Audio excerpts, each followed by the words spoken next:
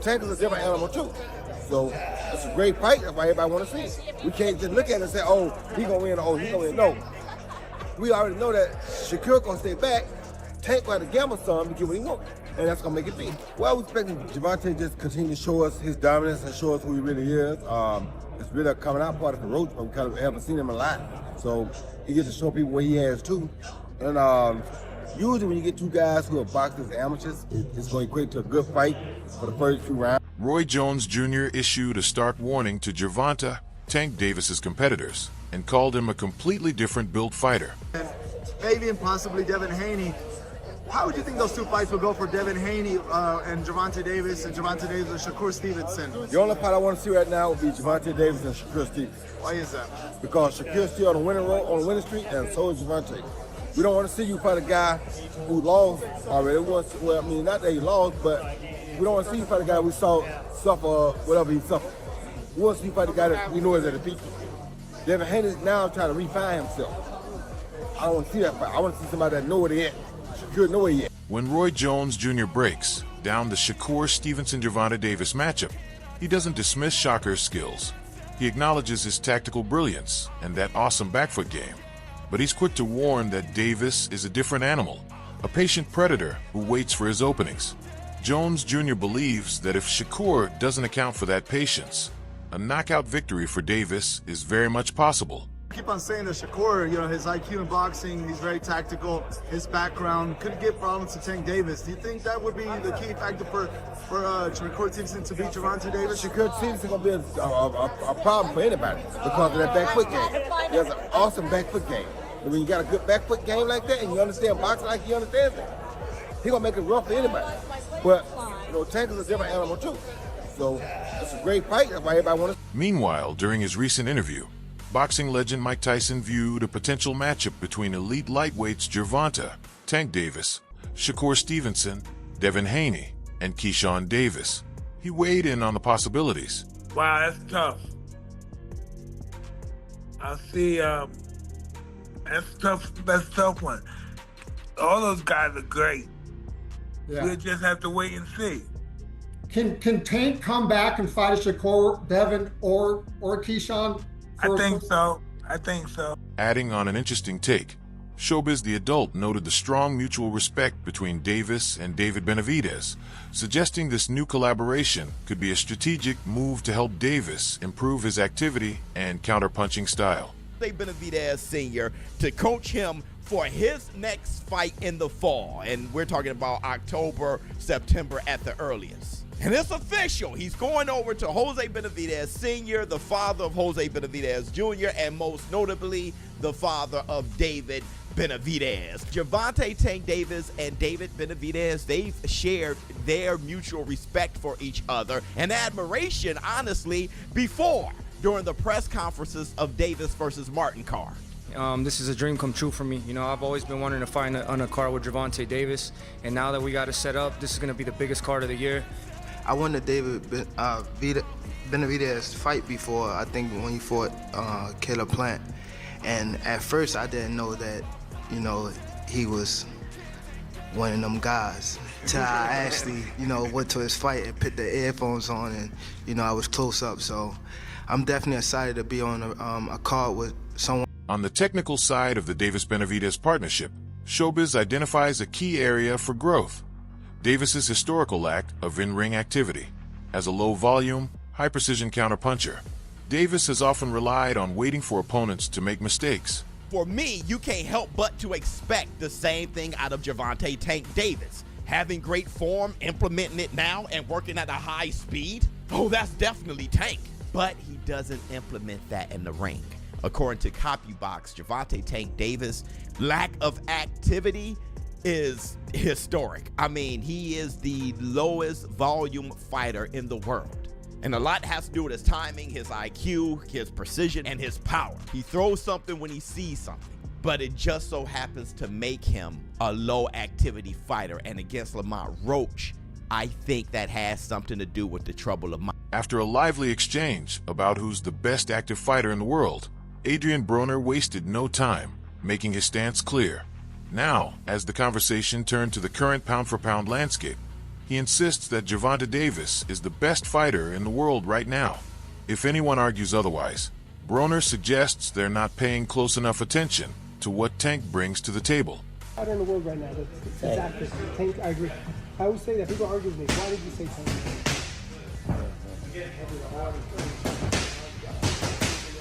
I'm gonna try to say this without disrespect. Everything that them boys got, you got.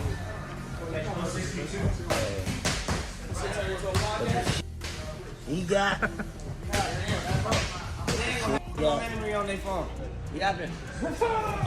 Meanwhile, Greg Hackett's calculation is straightforward. He's watching both fighters closely and knows what Gervonta Davis's power can do to smaller opponents. Now, as talk of a Pacquiao-Davis fight surfaces, he highlights that while Pacquiao is still a world-class, fast, and awkward athlete who could give Davis a hard time, the risk of something bad happening in the ring is simply too high. If that fight were to happen, the line between a competitive matchup and a dangerous mismatch is dangerously thin. Because imagine if Tank go out there and have a hard time with Pacquiao, which could possibly happen. Pacquiao is a world-class athlete, you know what I'm saying? Strong guy, fast guy. He know what hard work look like. So imagine Tank Davis go out there and struggle with Pacquiao, which could possibly happen because Pacquiao throw awkward punches. He fast himself. He's not as fast as he once was, but he is fast. He is dangerous. He awkward. He throws punches backwards. You know what I'm saying? He could hurt you. So imagine something bad happen. On the broader challenges facing the sport today, Greg touches on the difficulties of matchmaking in the modern era, with fighters sometimes struggling to make the right decisions regarding their career paths and opponents. If boxing leans too heavily on cross-sport spectacle, it risks diluting the very product that built its fan base. For the sport, this isn't just about entertainment. It's about preserving the integrity of competition in the ring. Pay attention to though, Mil. But do you see that that's happening at a younger age for these guys? And, Yes. And it's harder to make the fights. You notice that? Yes. So if you pay attention to history, what do history tell you? We dealing with this is a crash and burn era.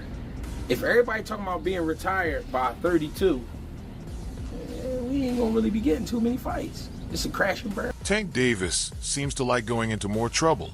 Recently, a woman named Havana Saint has filed a lawsuit against Tank Davis's close friend Adrian Broner, accusing him of sexual battery, assault, and defamation over a series of alleged incidents between June 2nd and June 8th, 2026.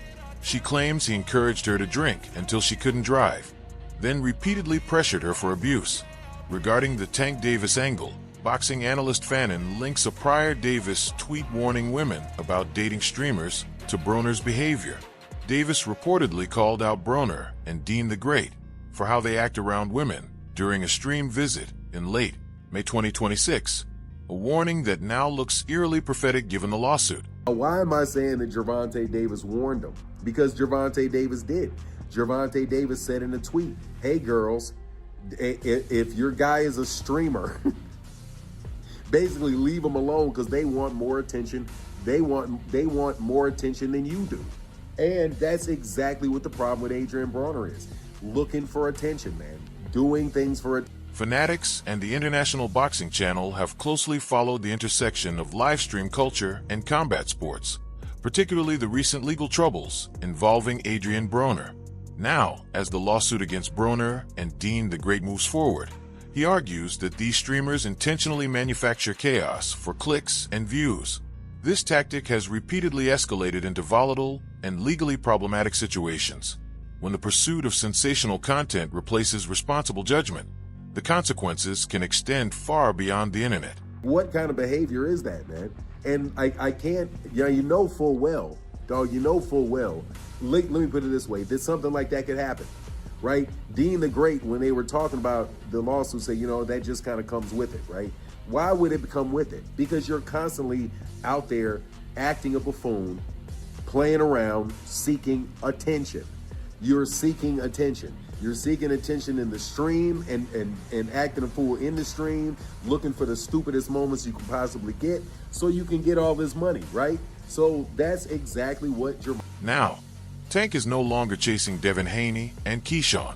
Both fighters have stopped chasing him, but But having shared the ring with some of the division's best and studied both fighters closely, Richardson Hitchens sees a fascinating matchup in Devin Haney versus Keyshawn Davis. Now, as the fight inches closer to reality, he predicts that Davis is the better raw fighter with more tools and believes he would beat Haney. If Davis proves him right, Haney standing as an elite force would take a significant hit. I think it's a great fight. I feel like Keyshawn and Devin Haney is a great fight for the sport of boxing, and that's what it's about. You know, two young fighters going at it for a world championship. Devin Haney is already accomplished. He's already did a lot in the sport, so it's only right that he give a young guy like Keyshawn that's trying to come climb the ranks and make his mark in boxing an opportunity. And hopefully one day I get the opportunity to face any one of them guys. The respect really will come from fighting a guy like Devin Haney, but he has a fight with Devin Haney coming up, and he's able to take the belt from Devin Haney. He will be the guy to beat. So yeah. And you expect him to? I believe he'll beat Devin Haney. Why is that?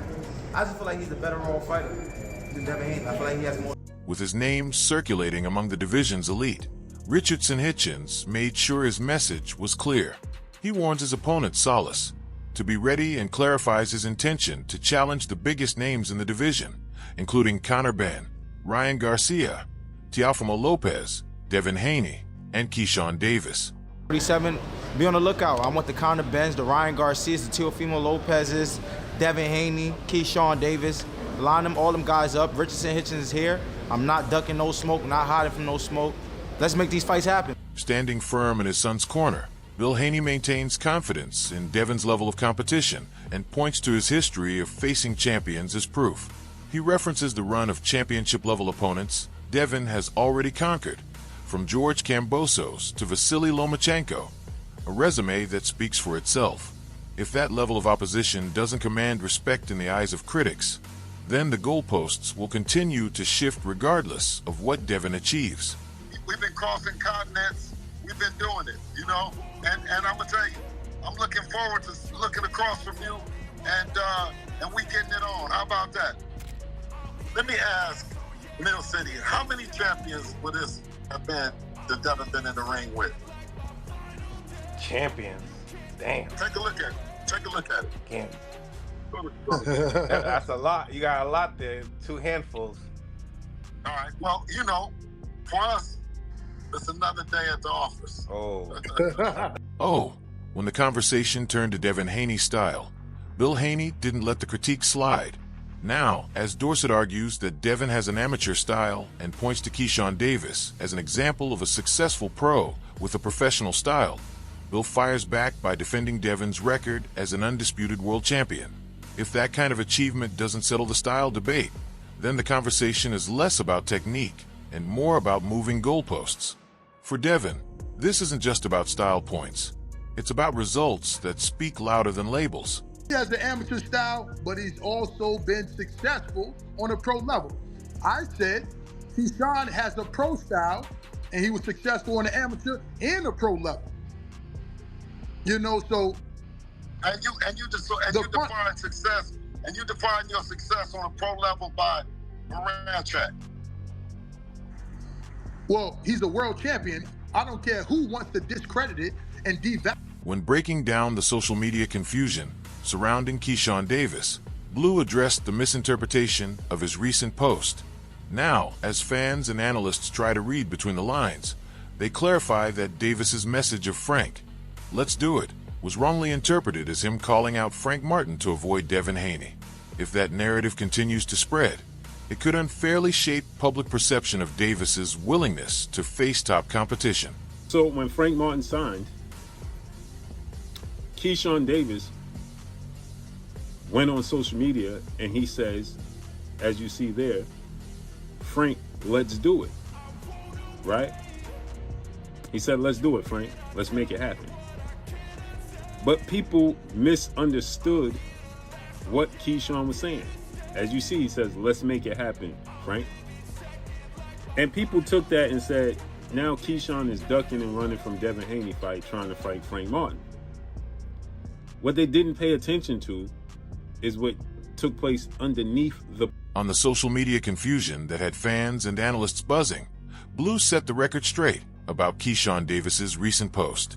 What many misinterpreted as Keyshawn calling out Frank Martin for himself was actually something entirely different. In reality, Keyshawn was co-signing a call-out from his brother, Kelvin Davis, who is actively looking to secure a fight with Frank Martin. The plan, as Keyshawn envisions it, is for that bout to take place on the undercard of his own fight against Devin Haney, a doubleheader that would put both Davis brothers on one of the sport's biggest stages. Keyshawn is speaking up on the post underneath, which is his brother, Kelvin Davis. Excuse me, I said Kelvin Martin. That's the basketball player. Kelvin Davis, Keyshawn's brother, is calling out Frank Martin, okay? And he's saying, let's make it happen. Okay? Kelvin is 16 wins, 1 loss, no draw, 8 wins by way of knockout. When breaking down the 144 pounds title situation, Bernie the Boxer weighed in on the crossroads facing Devin Haney. Now, as questions swirl about Haney's next move, he argues that Haney should drop the title to remove the obligation and the burden of facing Keyshawn Davis, but also acknowledges the title's value for ego, pay grade, and aura. If Haney holds onto the belt and gets forced into an unfavorable matchup, the championship could become more of a burden than a benefit. For Haney, this isn't just about a title. It's about whether the belt works for him or traps him. Haney was pursuing on going to 144 pounds. I don't know what happened. Well, I think that what he has to do is he has to drop that title, so he doesn't have that obligation of Keyshawn Davis, that burden of Keyshawn Davis. He has to drop that title. I wouldn't want to drop the title because the title, it helps you. It does help you. It helps your ego, it helps your pay grade, it just helps your aura, having the championship, and it's a well-deserved champion. When it comes to Devin Haney's next weight move, the hosts have watched his career closely and aren't convinced he should go up to 154 pounds. Now, as talks of moving up to junior middleweight surface, they argue that 147 pounds is the more suitable division for his current trajectory. If Haney jumps to 154 too soon, he could find himself at a size disadvantage without the proper time to adjust. Oh, we better stay away from 54. I don't have no belief in him at 54. No belief. No, not against the Bootses and the other kid. What's the kid's name? Fundora. Josh Kelly. Probably Josh Kelly. Now I ain't seen Josh Kelly. He's the weaker link. But as far as Virgil Ortiz and the big three at 54, I don't give Devin Haney much of a chance, and I don't think he needs to. I think 47 is perfect for him. Right. I think 47. When it comes to the status of Keyshawn Davis versus Devin Haney, boxing analyst Blue confirms that both fighters remain in active negotiations. Now, with the WBO having officially ordered the fight and a purse bid scheduled for the upcoming Monday, they note that the pieces are moving toward a resolution one way or another. If the purse bid comes and goes without a deal, the fight could head to the bid process and land with a promoter neither fighter prefers. For Haney, this isn't just a mandatory defense. It's a chance to prove that business won't stand in the way of the biggest fights. They've been in negotiations. Devin Haney goes by the mantra Debo Dev from the movie Friday with Ice Cube and Tiny Zeus Lister. The late, great Tiny, right? And so he's been going around saying he's looking for Debo Dev and got 2 bricks, etc., etc. We know the rest. So his manager, Jay Prince, to deter from Devin Haney pursuing his brother, Shakur Stevenson, Jay Prince petitioned the World Boxing Organization, better known as the WBO, to be the #1 contender and ultimately the mandatory challenger. As for what's next, Davis hasn't fought since his controversial draw with Lamont Roach Jr. back in March 2025, and it's been a rocky road back. Legal troubles have kept him out of the ring far longer than anyone expected, and the WBA has since ordered him to defend his lightweight title against mandatory challenger Floyd Schofield. Nothing is locked in yet, but one thing is clear. When Tank does step back through the ropes, the entire division is going to be watching. So, do you agree with Roy Jones Jr.? Is Tank really a different animal? Or is Shakur Stevenson the one who ends up proving everybody wrong? Drop your prediction in the comments below and subscribe so you don't miss the breakdown the moment this fight is official.